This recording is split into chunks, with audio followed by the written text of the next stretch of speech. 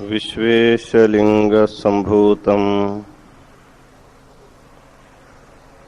विश्वविद्या विबोधकं विश्ववन्द्यं सदा वन्दे विश्वाराध्यं जगद्गुरुम्। काशी ज्ञान सिंहासन के आदि जगद्गुरु विश्वाराध्य से लेकर विश्वेश्वर शिवाचार्य पर्यंत जो गुरु परंपरा हुई है उसे अनेक प्रणिपात समर्पित करते हुए पवित्र काशी क्षेत्र में चल रहे कोटि बिल्वार्चन के कार्यक्रम के उपलक्ष्य में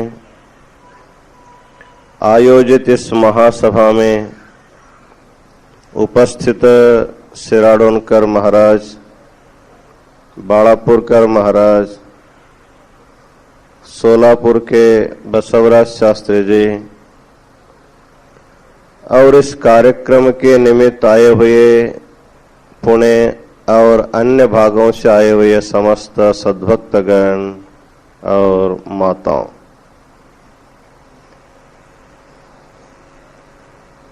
काशी जैसे पवित्र क्षेत्र में एक अभूतपूर्व कार्यक्रम संपन्न हो रहा है।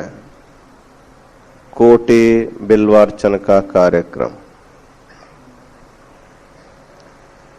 भगवान शिव के सहस्त्र नाम स्मरण करते हुए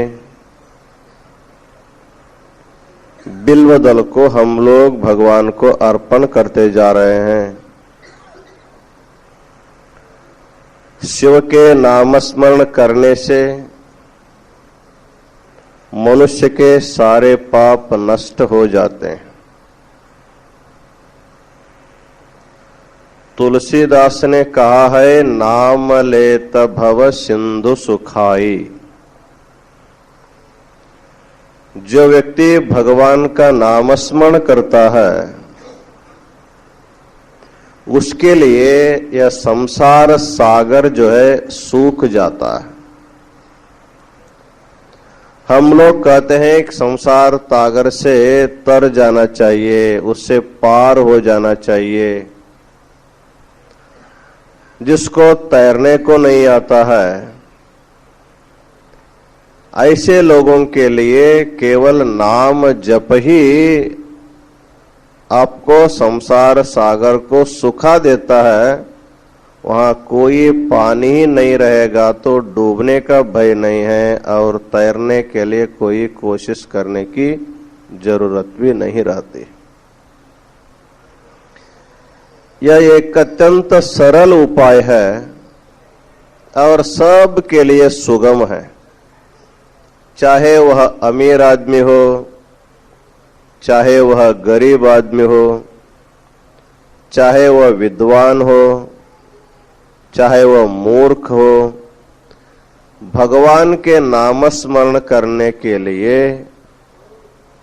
धन की आवश्यकता नहीं होती है, विद्वत्ता की आवश्यकता नहीं होती है, केवल परिशुद्ध भावना की आवश्यकता होती है।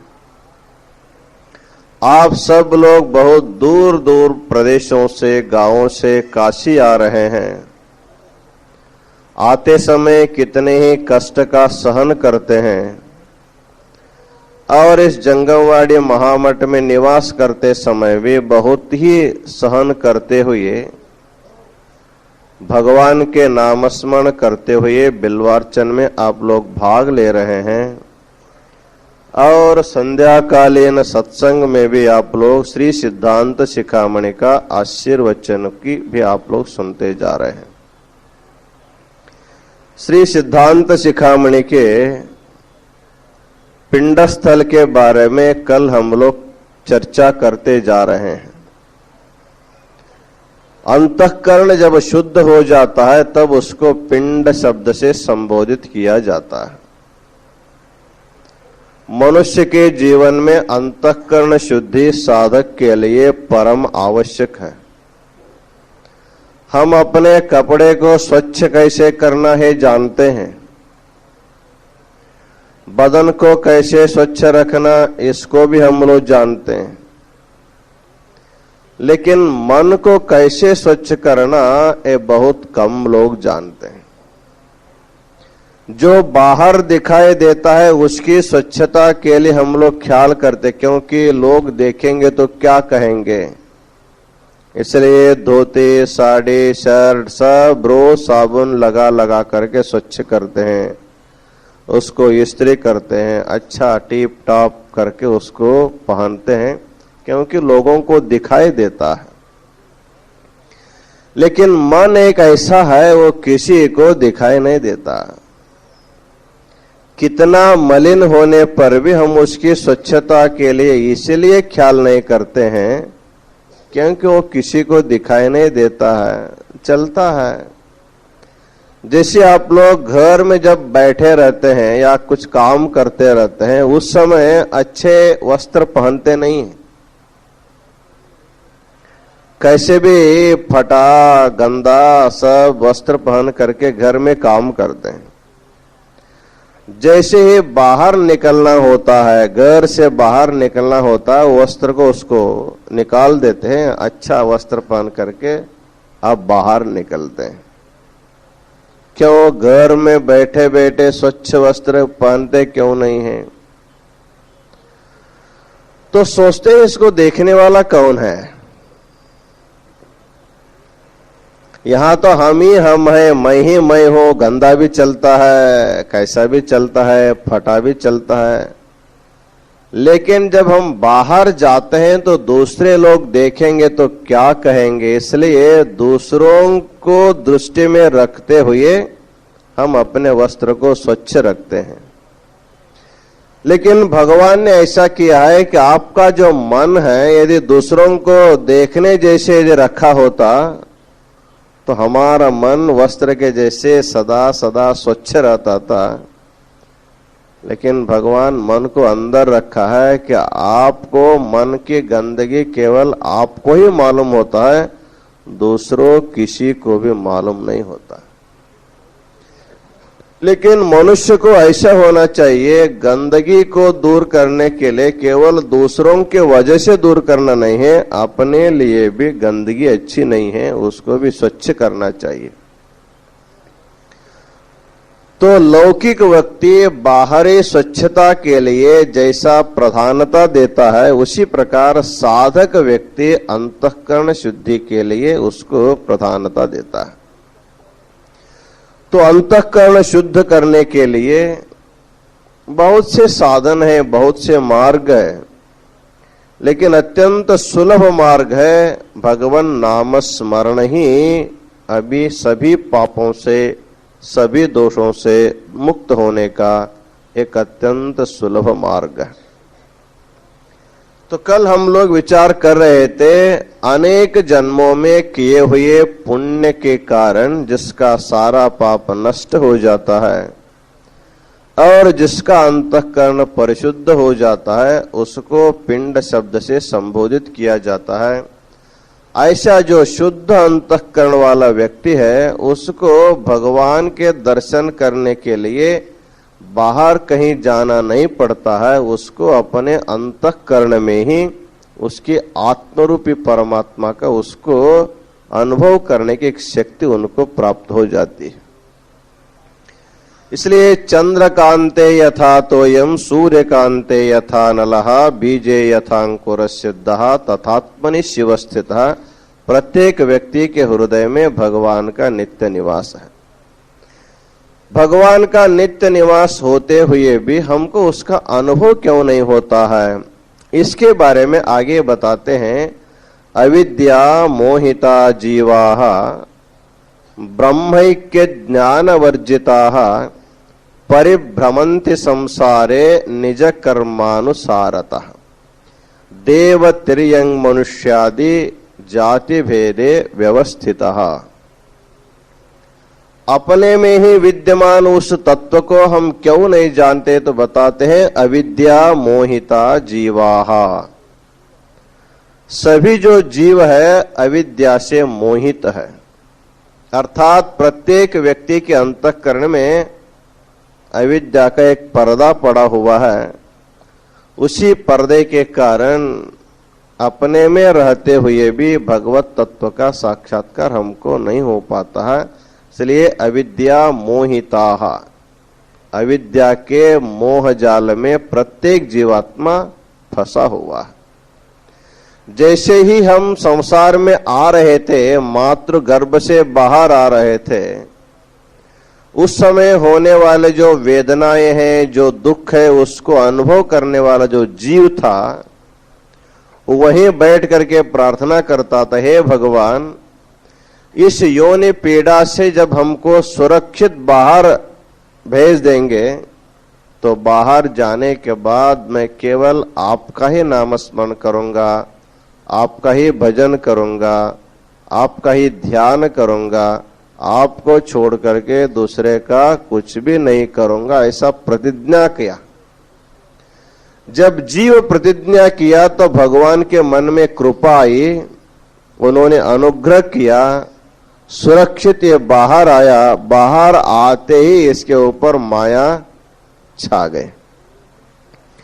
जो प्रतिज्ञा किया था उसको एकदम वो भूल जाता है और भगवान का विस्मरण होता है, और धीरे धीरे धीरे धीरे संसारियों के संग में रहते हुए, संसार की बातें सुनते हुए वो भी संसारी बन जाता है और भगवान को इतना भूलता है।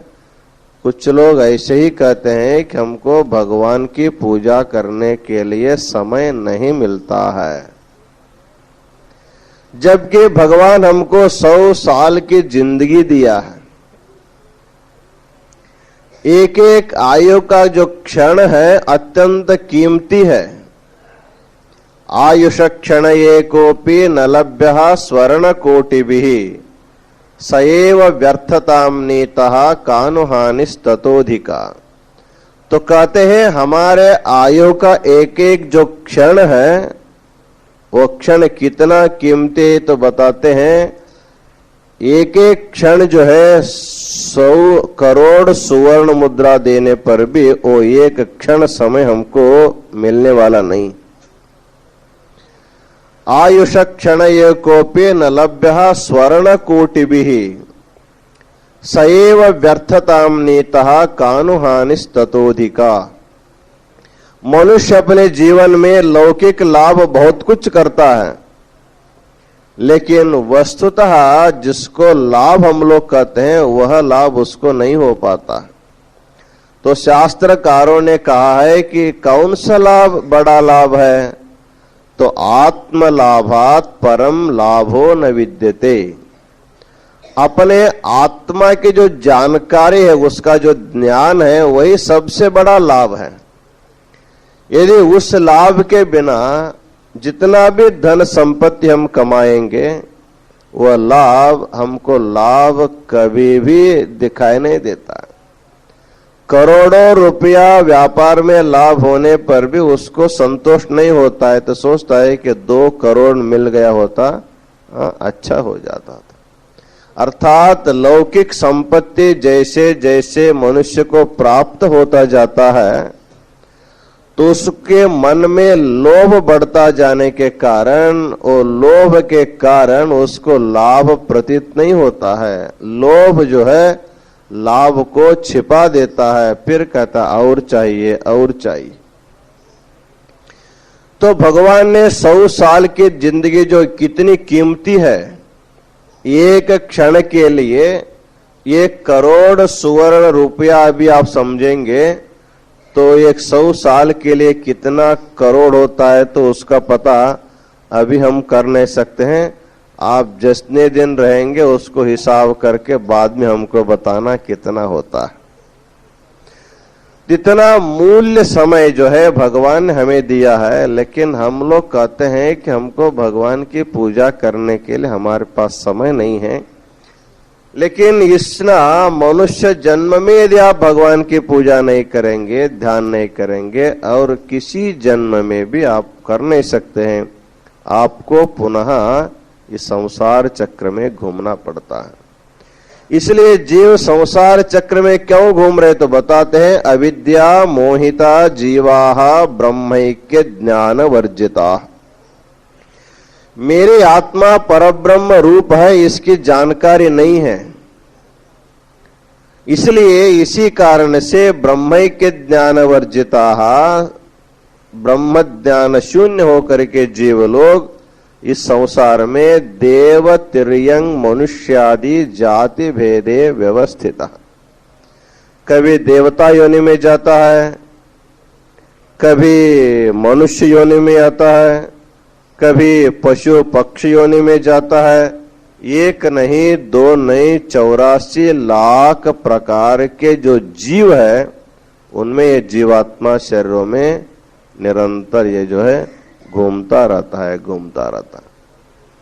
तो इनके घूमने का क्रम के बारे में बताते हैं, चक्र नेमि क्रमेणैव भ्रमन्ति ही शरीरिणः जात्यायुर्भोग वैषम्य कारणम कर्म केवलम। जैसे एक चक्र में अरे होते हैं, वो चक्र जैसे घूमता है, एक बार उसमें लगे हुए जो अरे होते हैं वो एक बार ऊपर जाता है, वो एक बार नीचे आता है, फिर ऊपर जाता है, फिर नीचे आता है। उसका ऐसे घूमने का क्रम जो है वैसे ही निरंतर चलता रहता है। उसी प्रकार संसार में आया हुआ जीवात्मा इन 84 लाख योनि रूपी चक्र में एक के बाद एक, एक के बाद एक, एक के बाद एक, इस प्रकार यह घूमता ही रहता है।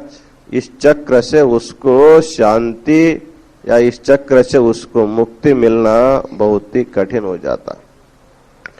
तो बताते हैं कि जब मनुष्य होते हैं तो मनुष्य ही हमेशा होना चाहिए, जब पशु हो जाता है तो हमेशा उसको पशु ही हो जाना चाहिए। लेकिन ये बार बार इसके जन्म के कारण क्या है जो बदलता रहता है। देव तिर्यंग मनुष्यादि जाति भेदे व्यवस्थित है, कभी देवता होता है, कभी राक्षस होता है, कभी मनुष्य होता है, कभी पशु पक्षी होता है। तो इस प्रकार अनेक योनियों में जाने के लिए कारण क्या है। संसार में रहने वाले सभी जीव एक जैसे नहीं हैं, देखने के लिए एक जैसे नहीं है, उनकी अवस्था में एक जैसे नहीं है, उनकी बुद्धि एक जैसे नहीं है। तो हर एक व्यक्ति जो अलग अलग है, इसका कारण क्या है तो बताते हैं, इसके लिए कारणम कर्म केवलम। हमारे द्वारा किए हुए जो कर्म है वही हमको नीचे भी गिराता है, ऊपर भी उठाता है। इसलिए हमारी जो गति है हमारे स्वाधीन नहीं है, हमारे कर्म के स्वाधीन हमारी गति है।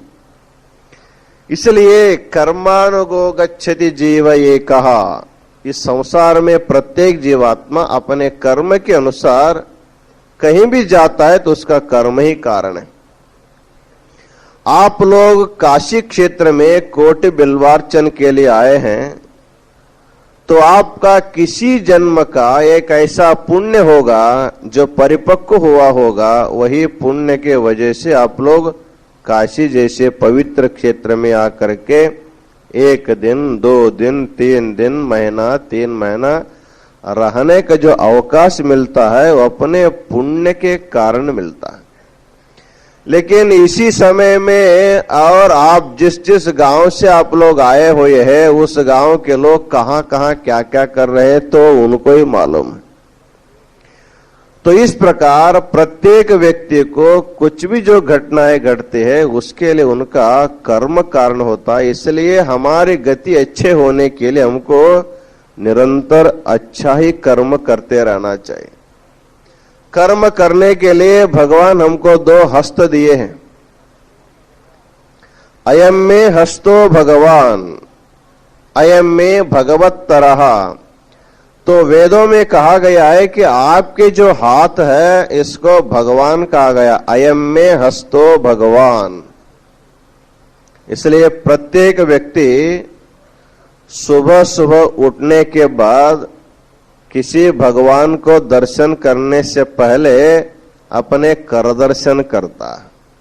प्रभाते कर दर्शनम, पहले उठते ही आप लोगों को किसी का मुंह नहीं देखना, और उठने के बाद जैसे आप अपने नेत्र खोलते हैं, पहले अपने हस्त का दर्शन करना चाहिए, क्योंकि इन्हीं हाथों के द्वारा आपकी सद्गति हो सकती है, आपकी दुर्गति भी हो सकती है।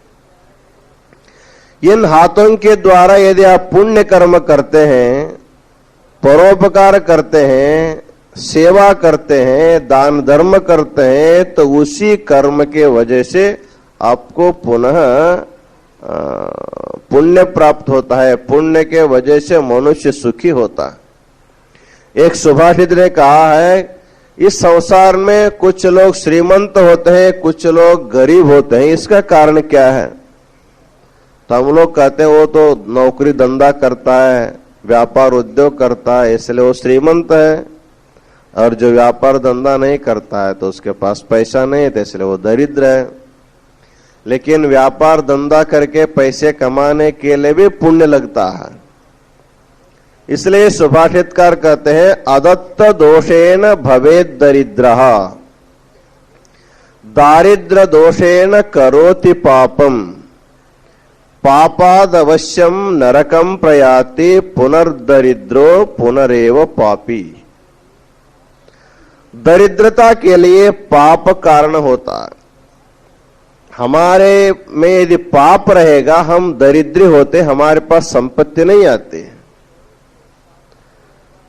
तो मनुष्य पापी क्यों होता है? अदत्त दोषेण भवेद दरिद्रः, दारिद्र्य दोषेण करोति पापम। जिस समय आपके पास संपत्ति है, आप बहुत सधन है, उस समय यदि आप धर्म के लिए, राष्ट्र के लिए, देश के लिए कुछ आप दान नहीं करते हैं, वो दान नहीं करने के फलस्वरूप ही आपको अगले जन्म में दरिद्र होना पड़ता।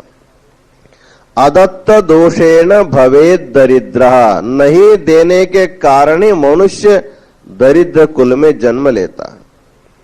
दारिद्र दोषेण करोति पापम, जब दरिद्र कुल में जन्म लिया है, दरिद्र घर में उसका जन्म हुआ है, तो उसके पास संपत्ति नहीं है, लेकिन मन में कुछ आवश्यकता होती है। हमको अच्छा घर चाहिए, घर में सभी सुविधा चाहिए। जैसे श्रीमंत के घर में सुविधाएं हैं, वैसे दरिद्र भी सोचता है कि हमारे घर में ऐसी सुविधाएं चाहिए। जब उसको कमाने के लिए जब दूसरा मार्ग नहीं रहता, तो चोरी करना, लबाड़ी काम करना, इस प्रकार फिर पाप कर्म करता है। पाप कर्म के कारण पुनः दरिद्र होता है, पुनः पापी होता है, पुनः दरिद्र होता है। इस तरह उसका जो है पापी दरिद्र होते हुए उसका जीवन गुजरता रहता है। तो हमको अपने जीवन को सुधरने के लिए, हमको हमेशा हमेशा के लिए पुण्य कर्म ही करना चाहिए। शास्त्र विहित कर्म का हमको अनुष्ठान करना चाहिए। तब हम लोग जा करके अपने परिस्थिति को, अपने स्थिति को हम लोग सुधार सकते हैं। इसलिए कहा गया है कि मनुष्य अपने कर्म के कारण ही कभी दरिद्र होता है, कभी श्रीमंत होता है, कभी देव होता है, कभी मनुष्य होता है, कभी राक्षस होता है, कभी पशु पक्षी होता है। इस प्रकार हमारे नाना योनियों में घूमने के लिए हमारे कर्म ही कारण है। इसलिए कहते हैं कारणम कर्म केवलम। जब हमारे कर्म ही हमको अच्छा दिख करता है, हमारे कर्म ही हमको बुरा करता है, तो हम प्रत्येक व्यक्ति सोचता है कि हम अच्छे हो जाएं। तो अच्छे होने के लिए प्रत्येक व्यक्ति को अच्छा ही कर्म अवश्य करना पड़ता। तो इस तरह सिद्धांत शिखामणि में पिंड स्थल में कहते हैं, जो व्यक्ति स्वकर्म परिपाकेन प्रक्षीण मलवासनः शिव प्रसादात् जीवोयम जायते शुद्ध मानसः। जब यह व्यक्ति अच्छा कर्म करता है, पुण्य कर्म करता है, यज्ञ दान तप स्वाध्याय आदि जो पुण्य कर्म करता है, इस पुण्य कर्म के वजह से उसके सारे पाप जो है नष्ट हो जाते। प्रक्षीण मल वासना, उसका मल भी नष्ट होता है, उसका वासना भी नष्ट होता है। एक पात्र में बहुत दिन से जब कोई गंदगी वस्तु रखे हैं तो गंदा वस्तु रखने से पात्र भी गंदा हो जाता है। इतना ही नहीं, वो पात्र भी दुर्गंध हो जाता है। जब आप लोग उसको धोना चाहते हैं, पहले उसमें से जो गंदगी है उसको निकाल देते हैं। गंदगी निकालने के बाद भी उसका दुर्गंध भी आता रहता है। तो दुर्गंध जाने के लिए और कुछ समय लगता है। कितना भी साबुन लगाएंगे, कितना भी पानी लगा करके धोने के बाद भी जैसे धोया वैसे मल स्वच्छ हो गया, उसका अंदर का गंदगी निकल गई, लेकिन दुर्वास जो है जल्दी निकलता नहीं। उसको दूर होने के लिए कुछ समय लगता है। उसको खुले हवा में, धूप में जैसे रखेंगे तो धीरे धीरे धीरे धीरे उसका जो दुर्गंदगी है, दुर्वास जो है वो कम हो जाता है, खत्म भी हो जाता है। उसी प्रकार जो सत्कर्म करता हुआ जीवात्मा निरंतर जब प्रयत्नशील रहता है तो उनके प्रयत्न के कारण उनके मन में संग्रहित जो मल है, जो पाप है, वो नष्ट हो जाता है। इतना ही नहीं, पुनः पाप करने की जो बुद्धि है उसी को वासना कहते हैं। प्रत्येक व्यक्ति के मन में दो प्रकार की वासनाएं होती हैं, एक शुभ वासना और दूसरा है अशुभ वासना। शुभ कर्म करने से शुभ वासना निर्माण होता है, अशुभ कर्म करने से अशुभ वासना निर्माण हो जाता है। तो शुभ कर्म का जो फल है, पुण्य, उसको हम लोग उपभोग करते समय हमारे मन में फिर शुभ कर्म करने की जब इच्छा हो जाती है, वो इच्छा शुभ वासना के कारण होती है। और मनुष्य अशुभ कर्म करते करते जब पाप का संग्रह हो जाता है, उस पाप का फल दुख भोगता भी है, और दुख भोगते हुए भी फिर उसके मन में जब पाप की वासनाएं होती है, वो फिर उसको पाप करने के लिए प्रेरित करते हैं। फिर पाप करता है, फिर दुख भोगता है, फिर पाप करता है। इस प्रकार मनुष्य अपने कर्म करते समय पुण्य भी संग्रह करता है और शुभ वासना भी संग्रह करता है। अशुभ कर्म करते समय पाप का भी संग्रह हो जाता है और अशुभ वासना भी संग्रह हो जाते हैं। तो हमको शुभ कर्म और शुभ वासना, अशुभ कर्म और अशुभ वासना, इनके ऊपर विचार करते हुए हमारे मन में जो अशुभ कर्म है या पाप है उसको भी नष्ट करना चाहिए। इतना ही नहीं, अशुभ वासना भी हमारे मन से पूरा पूरा नष्ट हो जाना चाहिए। जैसे एकाध व्यक्ति चोरी करने के लिए अपने अशुभ वासना के कारण चोरी करने जाता है, चोरी करने से बहुत कुछ धन भी उनको मिल सकता है और उसको यथेच सुख अनुभव करता है, और उसके मन में फिर वासना हो जाती है, चलो और एक बार चोरी करेंगे। तो फिर चोरी करता है, फिर धन कमाता है, फिर सुख उपभोग करता है, फिर होता है कि फिर चोरी करेंगे। इस प्रकार करते करते एक बार पकड़ा जाता है तो सारे कर्मों का फल उनको उस समय उनको भोगना पड़ता है। इसलिए हम अपने मन की तरफ जब हम देखेंगे तो हमारे मन में वासनाएं कैसी है, शुभ कर्म करने की वासनाएं हैं या अशुभ कर्म करने की वासनाएं हैं। यदि अशुभ वासनाएं जब उड़ती है तो समझना चाहिए हमारे मन में पाप का संग्रह है। जैसे यहाँ पर हम लोग बहुत सारा पुष्प रखते हैं, उसका सुगंध जो है, सुवास जो है, सारे तरफ फैल जाता है। लोग देखते हैं कि कितना सुगंध है, कहाँ पर ये पुष्प रखा होगा। वो वासना सूंघते हुए व्यक्ति वो पुष्प तक काटता है, देखता है तो वहां सुगंध पुष्प रखा हुआ। जैसे सुगंध पुष्प के वजह से सुगंध फैलता है, तो उसी प्रकार हमारे मन में जब पाप का संग्रह हो जाता है तो उसका अशुभ हो जाता है, और अशुभ वासना के कारण जीवात्मा पुनः पुनः अशुभ कर्म करने के लिए प्रवृत्त होता है। यहां पर जगतगुरु रेणुकाचार्य जी बताते हैं, अपने उत्तम कर्म करते करते जब जीवात्मा के सभी वासनाएं नष्ट हो जाते, प्रक्षीण मल वासना, जब उसके मल और उसका अशुभ वासना दोनों जब क्षीण हो जाते हैं, प्रक्षीण मल वासना पिंड कहते हैं। जब जीवात्मा अपने अंतःकरण शुद्ध कर लेता है, जब वो पिंड शब्द का वाच्य हो जाता है, तो उस समय उसके धीरे धीरे जब वासनाएं नष्ट हो गई, तो वासना नष्ट हो जाने के बाद उनकी जो प्रवृत्ति जो है शुभ कर्मों में उसकी प्रवृत्ति होती, अर्थात हमेशा सत्संग करने की इच्छा, भगवान शिव की आराधना करने की इच्छा और अच्छे अच्छे कर्म करने की इच्छा, परोपकार करने की इच्छा, ये हमारे वासना के कारण हमको इस प्रकार होती रहते हैं।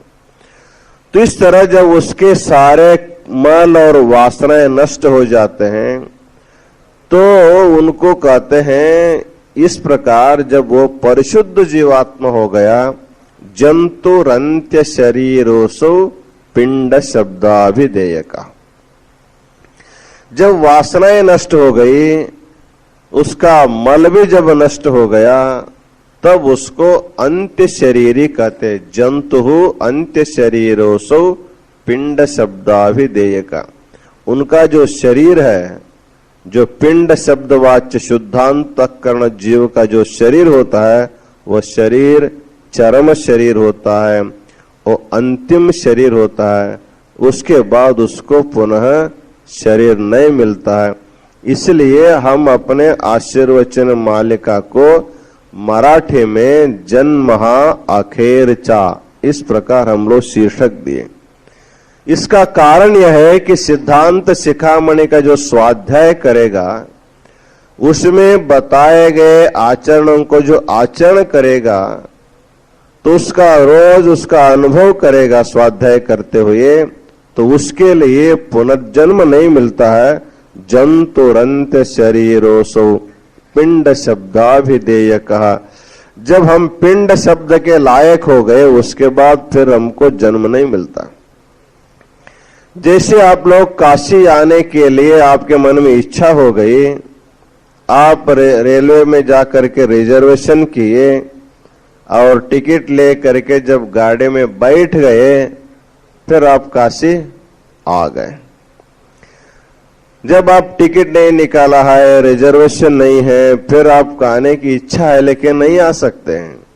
उसी प्रकार जब आपकी इच्छा प्रबल हो जाती है, तब व्यक्ति उसके जैसे प्रयत्न करता है।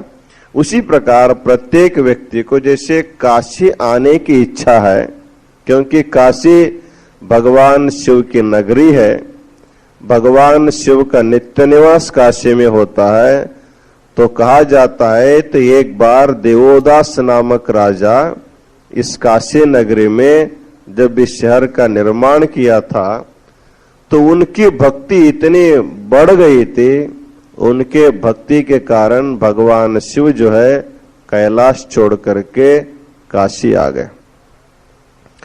तो काशी आने के बाद फिर वो कैलाश गए नहीं, ओ यही उनका नित्य निवास हो गया। तो भगवान के नित्य निवास होने के कारण काशी को अविमुक्त क्षेत्र कहा जाता है।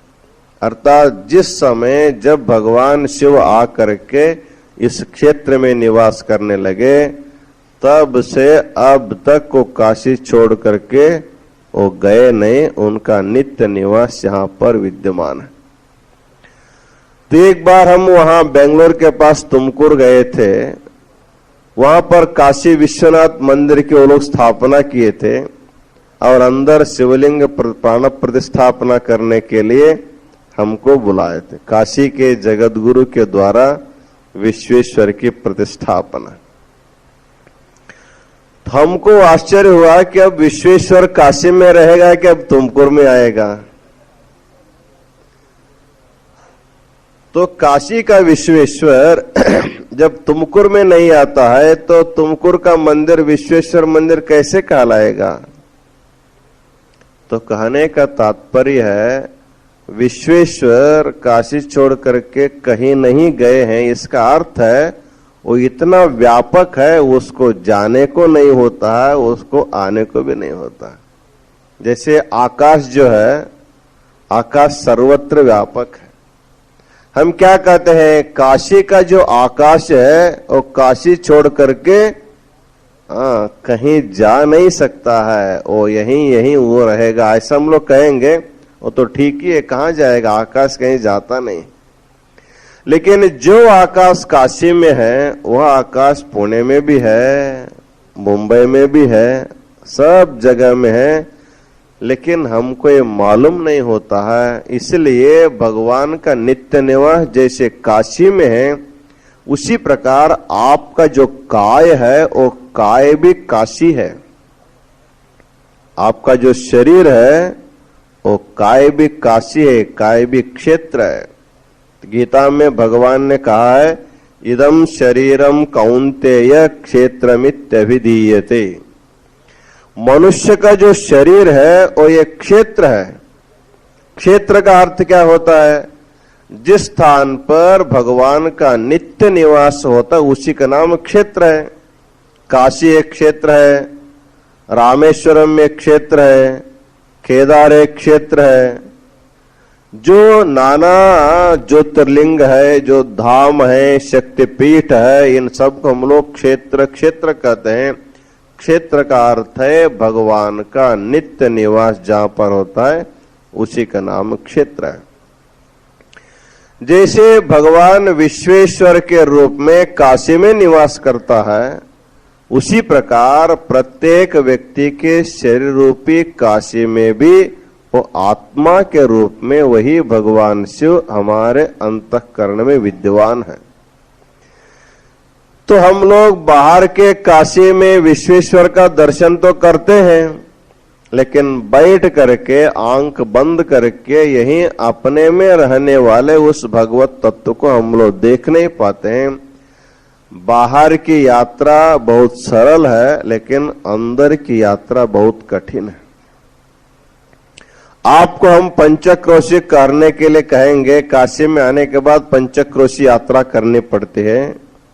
तो 5 प्रमुख देवों को दर्शन करने के लिए पहले जमाने में लोग घूमते हुए जाते थे, 5 दिन काशी यात्रा करते थे। अर्थात काशी आज आए, सुबह आए, शाम को चलेगा, ऐसा नहीं। आने के बाद क्षेत्र में निवास बहुत महत्व रखता है। क्षेत्र में जाने, जैसे आप भगवान के दर्शन के लिए मंदिर में जाते हैं, नमस्कार किया जल्दी भाग गए, ऐसा नहीं। दर्शन करने के बाद एक 5 मिनट क्यों न हो वहां पर बैठना पड़ता है।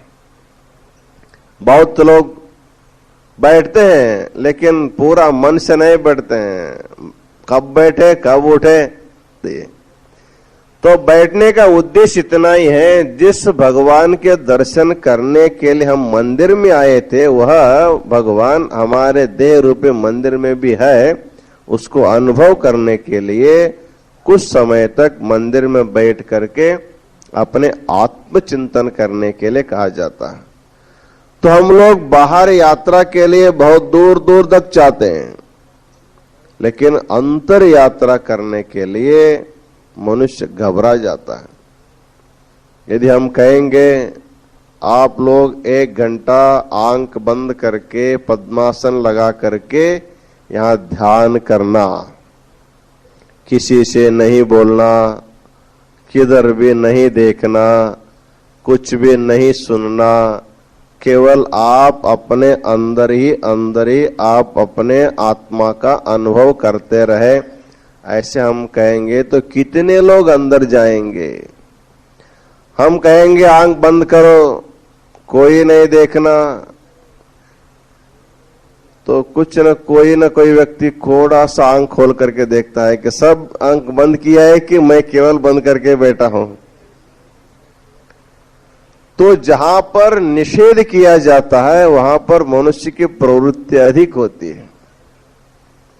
जिसको मत करो कहता है शास्त्र, उसको करने के लिए प्रवृत्त होता है। जिसको करो कहता है, उसके लिए करने के लिए प्रवृत्त नहीं होता। इसलिए हमको यात्रा जो करनी है वो बाहर की यात्रा तो अवश्य करो। किस लिए? वासना कम करने के लिए बाहर की यात्रा है।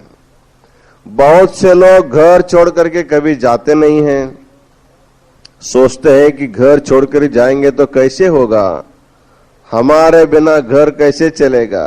रोज सुबह शाम हमको रहना पड़ता है, नहीं तो घर नहीं चलता। इसी वजह से बहुत से लोग घर छोड़ करके नहीं जाते हैं। लेकिन कभी कभी यात्रा के निमित्त आपको घर छोड़ना पड़ता है तो थोड़ा सा वासना कम हो जाता है। अपने घर को छोड़ने का उद्देश्य इसीलिए है, कभी न कभी आपको छोड़ना है। आज नहीं तो कल, कल नहीं तो परसों आपको अपना घर छोड़ना है। लेकिन उस समय एकदम छोड़ेंगे तो आप बहुत घबरा जाएंगे, कैसे जाएंगे कैसे जाएंगे। थोड़ा जाते आते रहेंगे तो जाने में कोई तकलीफ नहीं होता है। इसलिए काशी जाओ, केदार जाओ, रामेश्वरम जाओ, कुछ दिन के लिए जाओ, फिर आओ, फिर जाओ, फिर आओ।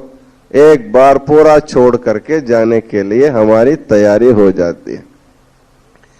तो बाहर की यात्रा इसलिए है कि जिस भोग भूमि में हमारा निवास हो रहा है, उस भोग भूमि में हमारे जो वासनाएं जो वहां पर है, उस वासना कम करने के लिए हमको बाहर की यात्रा करनी है। जब घर छोड़ करके यात्रा करने के लिए कोई व्यक्ति आता है, वापस घर जाने तक घर की चिंता नहीं करनी चाहिए। लेकिन हम लोग कैसे यात्रा करते हैं? घर छोड़ते हैं तो एक रेलवे स्टेशन आए तो फिर एसटीडी से फोन किया, हाँ घर में सब ठीक है कि नहीं है, हम लोग भुसावल तक आ गए हैं, हमारी चिंता नहीं करना। अरे तुम्हारी चिंता कौन करने वाला, तुम जाओ, ऐसे वो भेज दिए। और काशी आते तुरंत फिर फोन करना, हम यहाँ आ गए, हाँ आप कैसे हैं। मतलब आप काशी में है कि कहाँ है? तो देखने के लगता है कि हम काशी में आए, तो हमारा मन जो है वहीं टिका हुआ रहता है जिस घर को हम लोग छोड़ के आए हुए रहते हैं। तो यात्रा करने का उद्देश्य है हम अपने घर को भूल जाए थोड़े समय के लिए, एक सप्ताह के लिए, एक महीना के लिए, 3 महीना के लिए, जितना भी समय आप घर छोड़ रहे हैं। इसलिए उसका विस्मरण ही आपको सुख देने वाला है, उसका स्मरण आपको सदा दुख ही देने वाला है। संसार का स्मरण दुखदाई है और भगवान का स्मरण हमको सुख दिलाने वाला है। जितना आप समय संसार को भूलेंगे उतना ही सुखी रह सकते हैं। जितना उसका स्मरण होता रहेगा उतना आपको दुख ही दुख है। आप लोग रात में सोते हैं, निद्रा आती है आपको, तो निद्रा में आपको क्या मिलता है? दुख मिलता है कि सुख मिलता है? यदि दुख मिलता तो कोई निद्रा करने नहीं जा सकता था। हमको आनंद की प्राप्ति होती है, सुख मिलता है, इसलिए हम लोग निद्रा करने जाते हैं। तो निद्रा का अर्थ क्या है? निद्रा का अर्थ है जो कुछ है सब भूल जाना, अपनी आत्मा को छोड़ करके अपने शरीर को भी हम भूल जाते हैं। कहाँ सो गए हैं, क्या पलंग पर सो रहे हैं या फर्शी पर सो रहे हैं? तो सोने से पहले सब याद रहता, सो जाने के बाद कुछ भी याद नहीं रहता। जब आप सब विस्मरण आपको हो जाता तभी आपको सुख मिलता है। कुछ लोग सो जाते हैं तो निद्रा नहीं लगती है। क्यों नहीं लगती है? तो उनके मन में स्मरण आ रहा है, घर का स्मरण आ रहा है, दुकान का है, मकान का है, बच्चों का है, पति का है, पत्नी का है, मित्रों का है। सब जब आपको स्मरण ही स्मरण आ रहा है तो आपको निद्रा नहीं लगती है। तो उसको जब सहज रूप से आपको विस्मरण नहीं होता है तो आपको डॉक्टर के पास जा करके विस्मरण की गोलियां लेनी पड़ती। हमको निद्रा नहीं लगती है, इसके लिए गोली दीजिए। तो गोली लेकर के आपको भूलना पड़ता है। जब भूलेंगे तभी आपको सुख है, उसके जानने से कोई सुख नहीं है। इसलिए भगवान ने एक ऐसी अवस्था दिया है कि उस अवस्था में सब लोग सबको भूल देते हैं। पहले सब लोग चाहिए जब निद्रा आ जाते हैं तो हमको किसी की जरूरत नहीं पड़ती है। हाँ, सबको छोड़ देते हैं, सबको छोड़ करके अंत में अकेला अकेला उसको सोना पड़ता है। जब आप अकेले होते हैं, सबको भूल जाते हैं, तभी आपको वास्तविक सुख मिलता है। तो इस तरह ये जो यात्रा की परंपरा है, घर छोड़ना, इसका अर्थ है घर थोड़े समय के लिए भूल जाना है। इस तरह जब आदमी बाहर की यात्रा करता है, थोड़े समय के लिए अवश्य भूलता है। हमेशा आपको घर का याद नहीं रहेगा, कभी कभी आता है, फिर आप बातचीत में भूल जाते हैं, बाजार में भूल जाते हैं, पूजा में भूल जाते हैं, तो कभी न कभी आपको अवश्य घर भूलते हैं। तो यात्रा का अर्थ है जिस निवास को हम छोड़ के आए हैं उसको भूलने के लिए हम लोग यात्रा करते हैं। तो उसी प्रकार अंतर यात्रा इसलिए करना है, इस बाहर के सारे प्रपंच को हम भूल जाएंगे तभी हमारे अंतर यात्रा में हमको सुख मिल सकता है। तो यहां पर सिद्धांत शिखामणि में जो पिंड स्थल में हम सभी लोगों को अंतर यात्रा एक करवा रहे हैं। तो सिद्धांत शिखामणि का जो स्वाध्याय, उसका अभ्यास जो है, हमको बाहर की यात्रा की तरफ नहीं ले जाता, वो हमारे अंदर की यात्रा, अंतर यात्रा में ले जाता है। अंतर यात्रा करने के लिए किसी गाड़ी घोड़े की जरूरत नहीं पड़ती है, रिजर्वेशन की जरूरत नहीं पड़ती है, एक पैसे की भी वहां पर खर्चा नहीं है। उसके काशी आने के लिए आपको किसी न किसी व्यक्ति के अवलंबन करना पड़ता है, लेकिन अंतर यात्रा करने के लिए किसी की जरूरत नहीं है। आप अकेले अकेले सब भूल जाएंगे तो आपकी अंतर यात्रा सहज हो जाती है। तो अंतर यात्रा सभी यात्राओं में श्रेष्ठ यात्रा है। तो उसी अंतर यात्रा जब जीवात्मा करने लगता है तो कहते हैं जंतुरंत्य शरीरोसो पिंड शब्दाभिधेय का। जब यह पिंड शब्द से संबोध किया जाता है तब उसका शरीर जो अंतिम होता है, जब चरम शरीर होता है, चरम शरीर होता है, अंतिम जिसको जो शरीर मिला है, वो शरीर छोड़ने के बाद उनके जो पंचभूत के जो तत्व इस शरीर में हैं, वो सारे पंचभूतों में विलीन हो जाते हैं।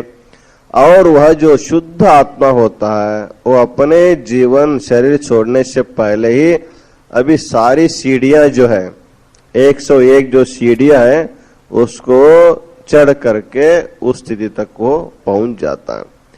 इसलिए हम लोगों को ये पहली सीढ़ी है।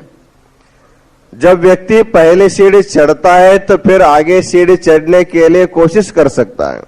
जब पहले सीढ़ी नहीं चढ़ा है उसको आगे सीढ़ी नहीं चढ़ सकते। इसलिए बहुत से लोग पहले सीढ़ी चढ़ने में घबरा जाते हैं, तो कैसे जाना कैसे जाना। एक व्यक्ति जो है उसको तैरना नहीं आता था, तो किसी से पूछा कि मुझे तैरना नहीं आता है, उसको कैसे सीखना चाहिए। तो किसी ने कहा कि अब तुम जाओ पानी में जा करके तैरना सीखो। वो कहे कि पानी में कैसे जाएंगे, पहले तैरना ही नहीं आता है, अब पानी में कैसे जाएंगे, हम डूब के मर जाएंगे। इसलिए पहले हम अपने घर में तैरना सीखेंगे और बाद में जा करके नदी में हम स्नान करें। तो उन्होंने कहा कि कैसे तैरा जाता है। तो उन्होंने कहा कि ऐसे हाथ सामने से हाथ किया करो और पीछे से पैर मारते रहो, यही तैरना है। तो अपने घर में तैरना सीखने लगा। घर में तैरने से तैरना नहीं आता, उसको पानी में ही गिरना पड़ता है। कुछ समय नाक में भी पानी जाएंगे, कान में भी पानी जाएंगे, सर्दी आएगी। धीरे धीरे हाथ पैर करते करते आपको जैसे पानी में ही आपको सीखना पड़ता है तैरना, उसी प्रकार इस संसार से पार होने के लिए संसार छोड़ करके जब आध्यात्मिक क्षेत्र हम जाएंगे तभी हमारे उसमें प्रगति हो सकती है। इसलिए श्री सिद्धांत शिखामणि में बहुत ही सुंदर ढंग से हमको बताया गया है, जब जीवात्मा अनेक पुण्य कर्म करते करते जब उसका अंतःकरण शुद्ध हो जाता है, वो शुद्ध अंतःकरण के वजह से उनके अंतःकरण इतना पवित्र हो जाता है कि वो भगवान को अपने हृदय में देखने का सामर्थ्य उसको मिल जाता है। और भगवान का अंदर ध्यान करते हुए भगवान की कृपा से उनकी सारी वासनाएं, सारा जो मल दोष है वो संपूर्ण नष्ट हो जाता है, अत्यंत शुद्ध जीव हो जाता है और वो शुद्ध जीवात्मा शुद्ध परमात्मा के ध्यान में लग जाता है। तब उसको पुनर्जन्म नहीं मिलता है, इसी जन्म में वो आगे की सीढ़ियां चढ़ते हुए वो मुक्ति को पा लेता है। इस प्रकार जो पहली जो स्थिति है, पिंड स्थल की जो स्थिति है, अंतःकरण शुद्ध की स्थिति है और अंतर यात्रा की वो पहली सीढ़ी है। हम लोग अंतर यात्रा की पहली सीढ़ी में पहुंच गए हैं। अब जो दूसरी सीढ़ी है पिंड ज्ञान स्थल है और उसके बारे में हम कल विचार करेंगे। इन्हीं वचनों के साथ आज का आशीर्वचन हम पूर्ण करते हैं। ओम शांति शांति शांति।